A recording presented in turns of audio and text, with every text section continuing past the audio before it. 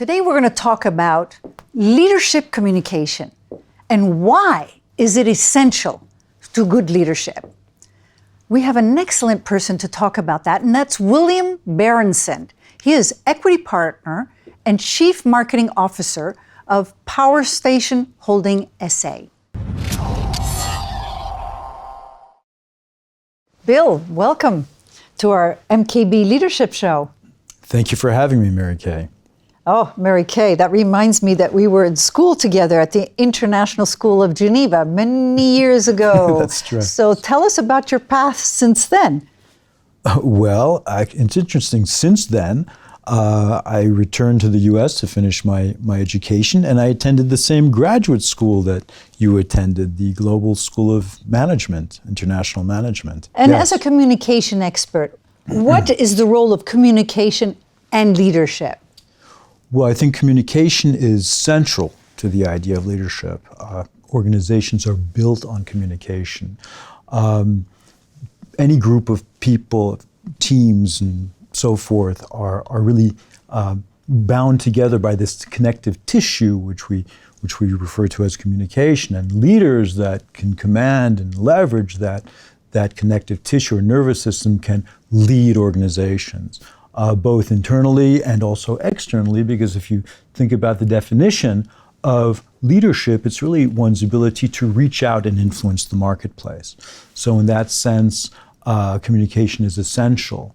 What's interesting is that we're entering a new realm of communication. I mean, 15 years ago, it was already different, and today, the world's gone live. I mean, we have a digital connective tissue surrounding the planet, and never have so many been able to connect with so many others in real time from anywhere to anywhere, which really challenges the boundaries of communication and leadership today. Tell us about your perspective about how Obama and Trump communicate. Well, that's a great question, and it has a lot to do with this new environment or a paradigm that we live in. You can judge them in different ways. On an interpersonal level, one is extremely articulate and very bright, intelligent, Obama. And compelling, yes. The other is more vulgar, is much less articulate. But if you're trying to evaluate them on a communication perspective, you can say, well, one might be a lot more appealing, but have they both succeeded or failed?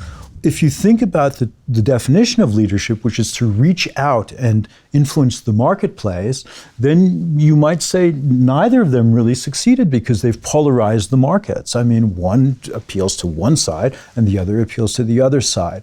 So what you can say is that President-elect Trump has the ability to leverage this new media, this digital media, much more effectively than pretty much any other, where he does it in a way that no one else has ever done, and that's worked in his favor. Very interesting. It is. So you've worked with a lot of corporate leaders. Which ones have impressed you most, and why? Banco Bradesco, the chairman of one of the largest financial institutions in Latin America, Senor Brandao. A very quiet man, but when I, at the end of an 18-20-month program, took him around to look at some of the bank branches with his entourage and with the media and so forth, I would point to something and he would slowly turn around without saying anything. And everybody, the entire entourage, turned around with him quietly. He turned this way and they turned this way. And what influence? And his influence was uncanny. It was incredible. And I guess I can't go on, but I was also very much impressed. We worked with the leadership of Lucky Gold Star, today LG Group, one of the great chaebols of South Korea.